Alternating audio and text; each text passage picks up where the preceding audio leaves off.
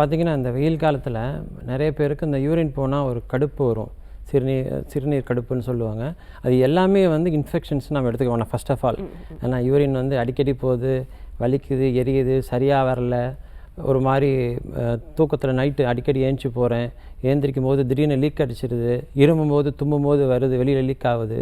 இது எல்லாமே வந்து நம்ம மைண்டில பார்த்தீங்கன்னா, இன்ஃபெக்ஷன் அப்படின்னு ஒரே ஒரு வார்த்தையில எடுத்துக்கிறோம். எல்லாமே இன்ஃபெக்ஷன் கிடையாது. ஒருத்தருக்கு வந்து ஒரு சிறுநீர் தொற்று வந்தாக்க அதில் வந்து வர எரிச்சலோ இன்ஃபெக்ஷனோ அதே மாதிரி தான் வந்து தண்ணி சரியாக குடிக்கலனாலுமே உங்களுக்கு யூரின் வந்து அசிடிக்காக வர ஆரம்பிக்கும். அப்போ ஒரு எரிச்சல் வர ஆரம்பிக்கும். சில நேரத்தில் பார்த்தீங்கன்னா ஒரு லாங் டிஸ்டன்ஸ் ட்ராவல் பண்ணுறீங்க, இல்லைனா ஒரு ஒரு ஒரு 4-5 ஹவர்ஸ் வெயிலில் இருக்கீங்கனாலும் உடம்புல அந்த நீர் சத்தெல்லாம் எவாப்ரேட் ஆயிரும். ஸோ அதனால யூரின் வந்து எரிச்சல் வரும். டயட்டும் இதில் ரொம்ப இம்பார்ட்டண்ட்டு.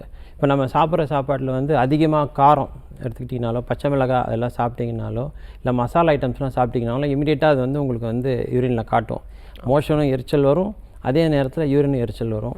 சில நேரத்தில் ஃபிஷரி நானோ அந்த மாதிரி ஆசன வாயில் சில பிரச்சனைகள் இருக்கலாம். ஃபிஷரு, அங்கே ஆப்சஸ் இருக்கும், பைல்ஸ் தொந்தரவுலாம் இருக்கும். அந்த மாதிரி பேஷண்ட்ஸுக்கு அங்கே இருக்கிற வலி ரெஃபர்டு பெயினாக இங்கே வரும். அதுவும் பார்த்தாலும் அவங்க யூரின் இன்ஃபெக்ஷன் நினச்சி இதுக்கு ட்ரீட் பண்ணிட்டு இருப்பாங்க. ஆனால் எக்ஸாமின் பண்ணி பார்க்கும்போது ஆசன வாயில் ஏதாவது பிரச்சனைகள் இருக்கலாம். யூரின் இன்ஃபெக்ஷன் எப்போ அதை நம்ம கன்சிடர் பண்ணுவோம்னா only it is documented. Urine culture பண்ணணும், யூரின் டெஸ்ட்டு பண்ணணும். அதில் பாக்டீரியா இருக்கணும். பாக்டீரியா இல்லாமல் ஒன்றுமே இல்லாமல் நார்மல்னு சொல்லிவிட்டு அவன் எரிச்சலுக்கு மட்டுமே இமீடியட்டாக நம்ம வந்து அது வந்து இன்ஃபெக்ஷன் எடுத்துக்க முடியாது. இன்னொன்று வந்து முக்கியமான எரிச்சலுக்கு ஒரு காரணம் வந்து கேன்சர்ஸ்.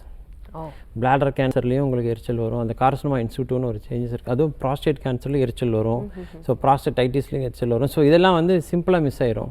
நிறைய பேருக்கு பார்த்திங்கன்னா அந்த இன்ஃபெக்ஷன்ஸ் கூட பிளட் வரும். லைட்டாக லேசாக ரத்தம் வந்தது, சரி எரிச்சல் வந்தது, நானே நினச்சேன் ஹீட்டு சரியாயிடுச்சு சார் அப்படின்வாங்க. அப்படி கிடையாது. எப்பயுமே பார்த்திங்கன்னா உடம்புல எந்த தூரத்துலேருந்துனாலும் ஒரு பிளட்டு வருதுனாக்கா லைக் காதுலையோ மூக்குலையோ மோஷன் போகிற இடத்துலையோ எது இடத்துல ஒரு ரத்தம் வந்தாலுமே first think to be thought of is cancer தான். சரிங்களா? அது ரூல் அவுட் பண்ணுறதுக்கான இன்வெஸ்டிகேஷன் தான் நாங்கள் பண்ணுவோம். இப்போ யூரினரி ட்ராக்கில் ஒரு பிளட்டு வருதுனாக்கா நீங்கள் சிம்பிளாக ஒரு ஸ்கேனோ ஒரு யூரின் டெஸ்ட்டோ இல்லைனா ஒரு சிடி ஸ்கேன் ஏதாவது ஒன்று பண்ணிங்கனாலே உங்களுக்கு என்ன ரீசன்னு தெரிஞ்சிடும். அதில் கேன்சர் இல்லை, அதெல்லாம் ரூல்ட் அவுட்டுன்னு தெரிஞ்ச பிறகு தான் நம்ம ரிலாக்ஸ் ஆகலாம். திடீர்னு போனோம் சார் யூரின் எரிச்சலாக இருந்தது, போன சார் நீர் கடுப்பு, அதெல்லாம் ஸ்டோன் பாசேஜாக இருக்கலாம்.